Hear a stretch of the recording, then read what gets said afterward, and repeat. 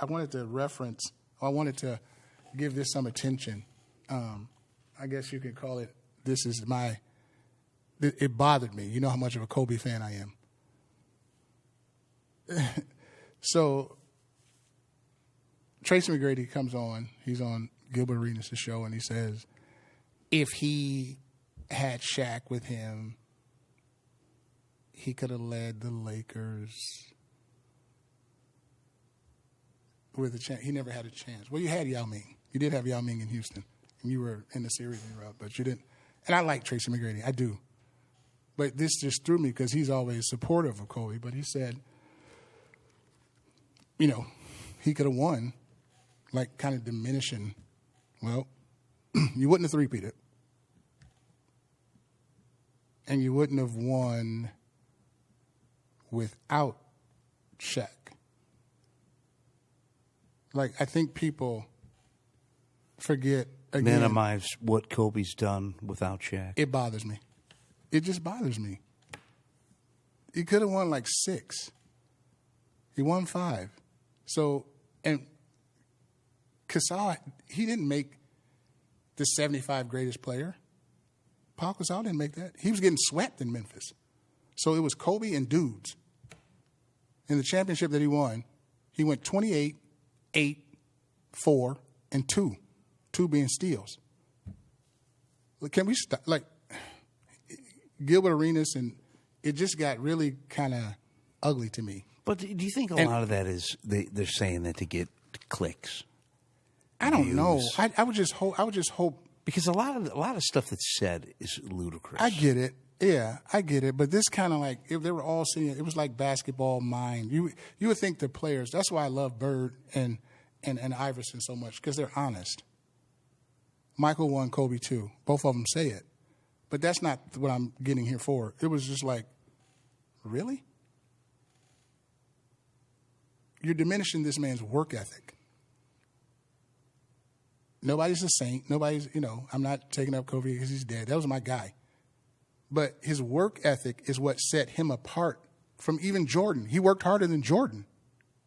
Like, he came into high school. He was with pros in high school. They were like, this kid, he ate, drank, and slept his craft. That's the difference. Like Iverson said, I was at the club. Kobe was in the gym at 2 and 3 in the morning. So don't just sit there and say, like, this is just Shaq. And it was Shaq. Shaq won an MVP in some of those finals. But don't just sit there and say, this guy doesn't deserve, because to me, he's number 2. Like, and I love Kareem and all that, but he's number 2. But don't just try and put it like, you guys said he'll never win without Shaq. Well, he did. He won 2. Now he's got 5. So I'm talking hard work, guts, willing to fail, take chances, risk. McGrady, Kobe was 12-time All-League defense. 12. You were 0. We need to don't do that. And I like T-Mac. Arena. I don't even. Yeah. And I respect Gilbert too, but let's not diminish like what this kid did. So that just kind of rubbed me the wrong way when I saw that. I'm like, McGrady, you know better than that. You know Mamba. Come on. Well, let me ask you this: what was the better Lakers team, the '80s Kareem, Magic, Worthy, or the Shaq, Kobe? Team Magics.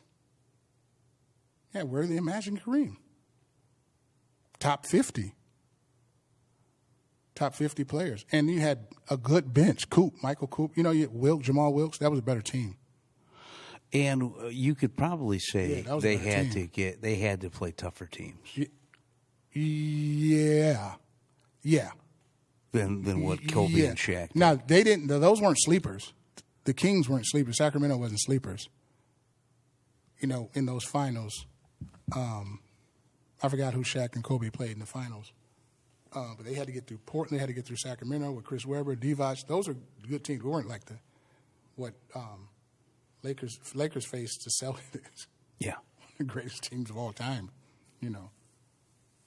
And Philadelphia with Doc and Moses and in the 80s. And the Pistons. And the Pistons come. Here comes Which Isaiah. they could have lost that series. Yes, They lost that first one. Yes.